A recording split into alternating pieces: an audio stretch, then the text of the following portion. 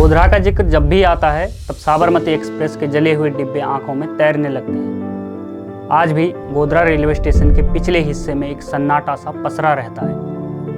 59 car सेवकों की चीख पुकार आज भले सुनाई न देती हो, लेकिन S6 कोच के वो जले हुए डिब्बे बताते हैं कि वह मंजर कितना भयावह रहा होगा। नमस्कार, मैं जयेश और आप देख रहे हैं द पैम्फलेट। आज गोधरा कांड की 21वीं बरसी है।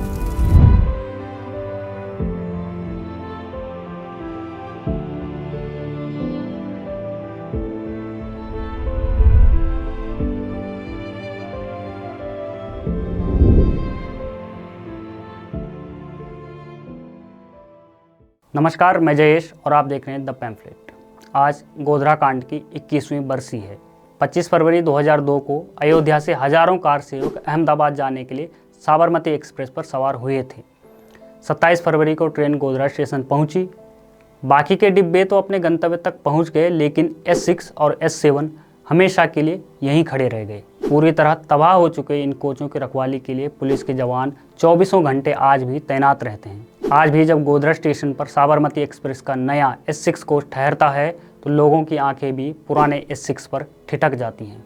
जब भी गुजरात दंगों की बात होती है तो पिछले 2 दशक से भी अधिक समय से बना हुआ यह पैटर्न सामने आने लगता है कि गुजरात दंगों की बात राष्ट्रीय या अंतर्राष्ट्रीय स्तर पर तो होगी, परंतु गोधरा कांड पर एकदम चुप्पी साध लेना है। गुजरात दंगों को लेकर सभी ने अपने अपने हिस्से का दुख बताया, अपने अपने हिस्से का रोना रोया, तो वहीं मीडिया ने भी अपने हिस्से की बातें बताई और आज भी बता रहा है।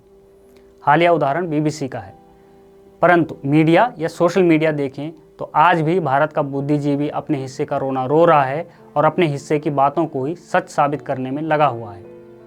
साबरमती एक्सप्रेस में लगी आग की न्यायिक जांच के लिए नानावटी आयोग गठित किया गया था। नानावटी आयोग ने साबरमती एक्सप्रेस के S6 कोच में लगी आग को सोची समझी साजिश ठहराया था। हालांकि नानावटी आयोग की रिपोर्ट की छीछालीदर करवाने के लिए पूर्व UPA सरकारों ने कोई कसर नहीं छोड़ी। आज जब हम एक वर्ग को गुजरात दंगों पर प्रलाप करते हुए देखते हैं तो यह भी याद करना चाहिए कि कैसे कांग्रेस ने संस्थागत तरीके से गुजरात दंगों का राजनीतिकरण करने का कुत्सित प्रयास किया। वर्ष 2005 में UPA सरकार में रेल मंत्री रहे लालू प्रसाद यादव ने गुजरात दंगों की जांच कर रहे आयोग से इतर एक अलग आयोग बनवा लिया था। लालू प्रसाद यादव ने जबरदस्ती रेलवे अधिनियम का उपयोग करके UC बनर्जी कमेटी बना दी थी। इस कमेटी ने 17 जनवरी 2005 को एक रिपोर्ट सौंपी थी।